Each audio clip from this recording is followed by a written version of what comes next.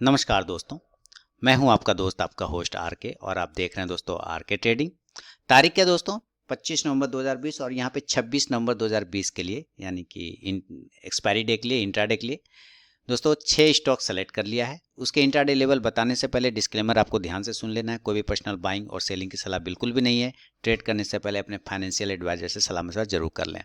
यहाँ पे देखिए सबसे पहला स्टॉक है अजंता फार्मा का। इसका सिलेक्शन का रीज़न है कि ये पूरा सप्ताह इस स्टॉक्स ने एक भी दिन ग्रीन कैंडल नहीं बनाया, कंटिन्यू डाउनफॉल में। कल एक्सपायरी है तो हो सकता है शॉर्ट कवरिंग मिले तो कुछ बाउंस आ सकता है इसमें, तो हम बाय करेंगे अजंता फार्मा को ऊपर के लेवल में 1536 के ऊपर 1536 के ऊपर बाय करेंगे।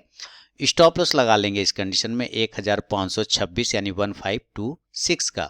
पहला टारगेट होगा दोस्तों 1546 1546, दूसरा टारगेट 1556 1556 और तीसरा टारगेट 1566 1566 रुपए का।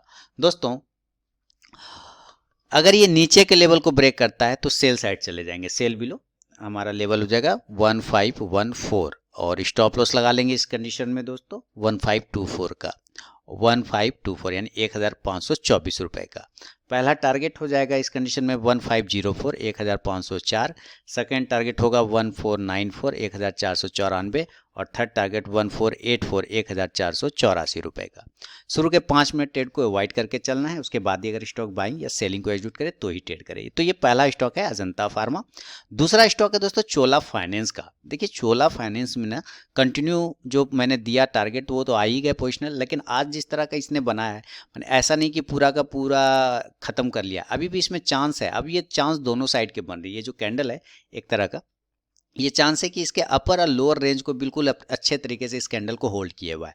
तो कल चोला फाइनेंस को देखना पड़ेगा, अगर ऊपर के लेवल को बाय करता है ब्रेक करता है तो बाय करेंगे। बाय अब 358 358 के ऊपर बाय करेंगे और स्टॉप लॉस 355 का लगाएंगे, 355 का। टारगेट होगा 361 पहला, दूसरा टारगेट होगा 364 364 और तीसरा टारगेट 367 367 रुपए का। अगर ये नीचे के लेवल को दोस्तों ब्रेक करता है तो हम सेल करेंगे, सेल बिलो 350 350 के नीचे सेल करेंगे और स्टॉप लॉस लगा लेंगे 353 353 रुपए का। पहला टारगेट होगा 347 347, दूसरा टारगेट 344 344 और ये 344 है और तीसरा टारगेट होगा 341 341 रुपए का। याद रखना है कि बिना स्टॉप लॉस के ट्रेड करने की गलती कभी नहीं करना है और अपने ट्रेलिंग स्टॉप लॉस का यूज जरूर करना है। अब बढ़ूंगा मैं तीसरा स्टॉक्स की तरफ में जिसका नाम है कमिंस इंडिया। 15 मिनट के टाइम फ्रेम पे अगर आप कमिंस इंडिया के चार्ट को देख पा रहे हैं, स्टॉक्स का नाम यहाँ पे है, तो बिल्कुल ट्रायंगल पैटर्न में कमिंस इंडिया फंस गया है। इस ट्रायंगल पैटर्न का ब्रेकआउट या ब्रेकडाउन पे हमारा ट्रेड बनेगा तो बाय करेंगे हम लोग कमिंस इंडिया को बाय अब 531 531 रुपए के ऊपर बाय करेंगे और स्टॉप लॉस लगा लेंगे 527 527 रुपए का। पहला टारगेट होगा 535 535 का, दूसरा टारगेट 539 539 का, तीसरा टारगेट 543 543 रुपए का। अगर ये नीचे के लेवल को ब्रेक करता है दोस्तों तो कमिंस इंडिया सेल करेंगे, सेल बिलो 525 525 के नीचे सेल और स्टॉप लॉस लगा लेंगे इस कंडीशन में 529 529 रुपए का।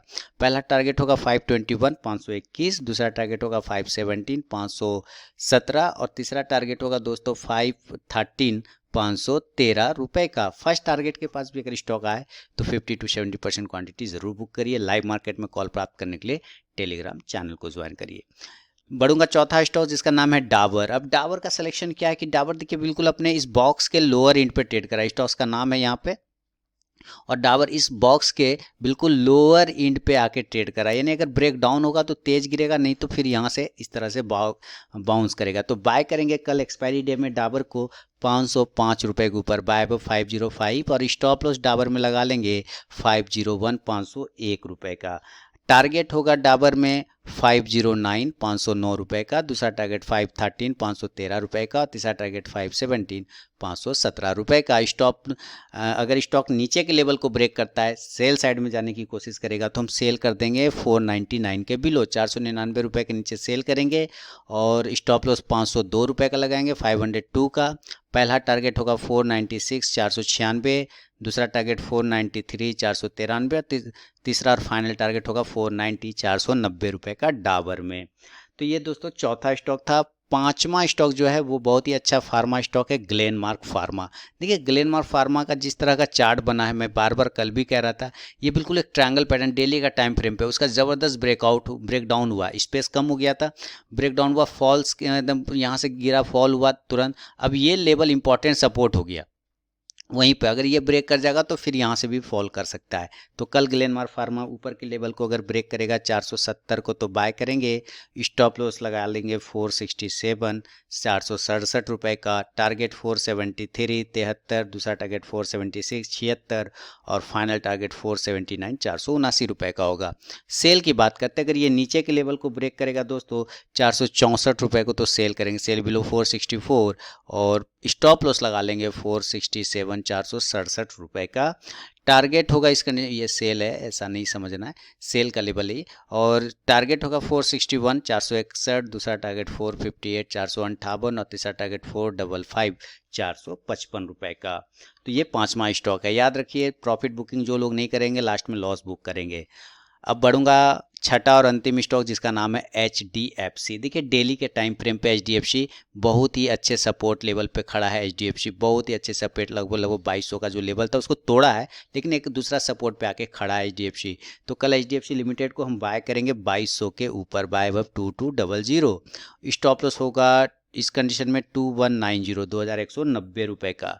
पहला टारगेट होगा 2210 2210, दूसरा टारगेट 2220 2220 और तीसरा टारगेट 2230 2230।